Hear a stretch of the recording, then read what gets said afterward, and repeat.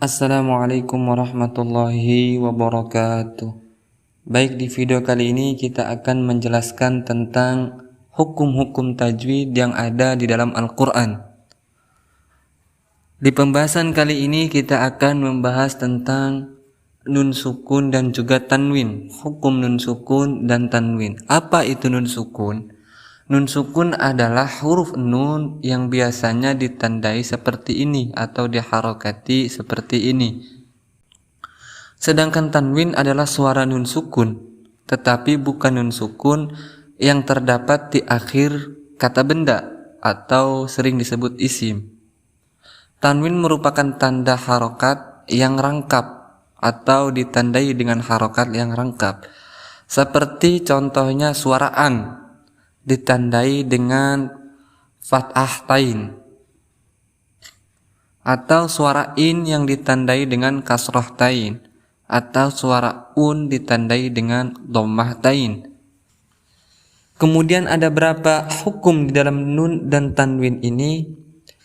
Untuk hukum nun sukun dan tanwin ada 5 macam, yaitu yang pertama izhar halqi, yang kedua idgham bi gunnah, yang ketiga idgham bila gunnah, yang keempat iqlab, dan yang kelima ikhfa. Sekarang kita bahas yang pertama, yaitu izhar halqi. Apa itu izhar halqi? Izhar artinya menjelaskan atau jelas, sedangkan halqi yaitu tenggorokan, atau berasal dari kata halqun yang artinya tenggorokan. Yakni apabila nun sukun dan tanwin ini bertemu dengan salah satu huruf halqi, maka dihukumi sebagai izhar halqi. Kemudian ada berapa huruf daripada izhar halqi ini? Untuk huruf izhar halqi ini yaitu ada 6. Yang pertama hamzah, yang kedua ha, yang ketiga ain, yang keempat ha, yang kelima ghin, yang keenam kha. Maka apabila ada nun sukun ataupun tanwin bertemu dengan huruf yang 6 ini, maka dibaca izhar. Contoh man amana. Man amana. Di sini ada nun sukun kemudian bertemu dengan hamzah, maka kita hukumi sebagai izhar halqi. Cara membacanya kita jelaskan nun makhraj daripada nun, man amana. Kemudian cara bacanya tidak boleh didengungkan, tidak boleh secara dengung 2 harokat, man amana, tidak boleh, tetapi harus langsung man amana, seperti itu. Kemudian kita contohkan di huruf yang lain atau di kalimat yang lain. Contoh yaitu alimun hakim. Alimun hakim. Di sini ada tanwin berbentuk dhammah tain bertemu dengan salah satu huruf izhar halqi yaitu ha.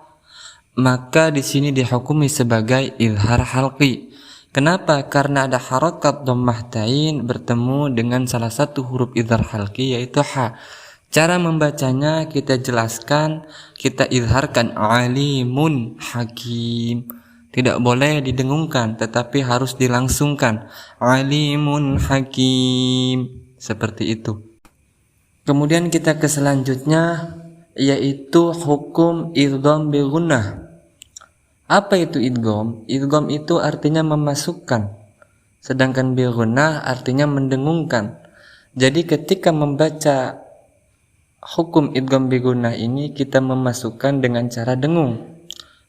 Hukum bacaan disebut idgham bi gunnah apabila nun sukun atau tanwin bertemu dengan salah satu huruf yang 4. Apa saja huruf yang 4 ini?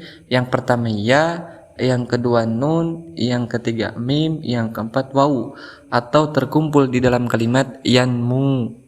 Jadi ketika nun sukun dan tanwin ini bertemu dengan 4 huruf ini dengan berbeda, maka kalimat dibaca dengung. Kemudian nun sukunnya dimasukkan daripada kalimat ini. Contoh mimma. Di sini ada nun sukun tetapi tidak dibaca, kita langsung memasukkannya kepada mim. Maka di sini dia hukumi sebagai idgham bi gunnah. Cara membacanya yaitu didengungkan 2 harokat, mimma, seperti itu. Atau contoh daripada huruf yang lain, contoh huruf ya, may ya'mal, seperti itu.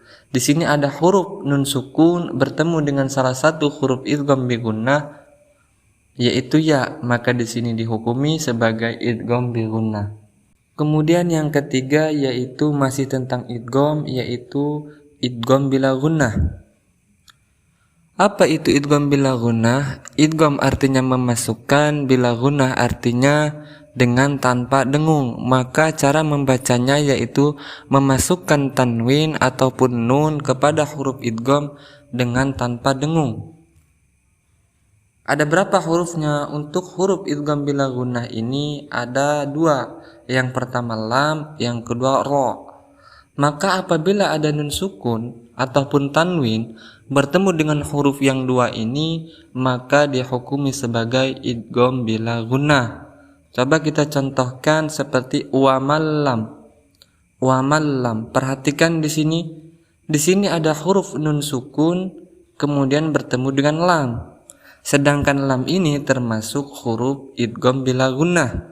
Maka cara membacanya, nun ini kita tidak baca, kita langsung masukkan kepada lam atau ditasdidkan kepada huruf lam, wamal lam, seperti itu. Kemudian cara membacanya tidak boleh didengungkan seperti wamal lam, maka cara baca begitu salah, karena idgham bi gunnah yaitu memasukkan tanpa dengung. Contoh daripada ra misalnya mir rabbik, maka nun sukun ini langsung ditasdidkan kepada huruf ra, maka di sini dihukumi sebagai idgham bila gunnah. Oke, sampai di sini dulu pembahasan kita kali ini. Kami ucapkan wassalamualaikum warahmatullahi wabarakatuh.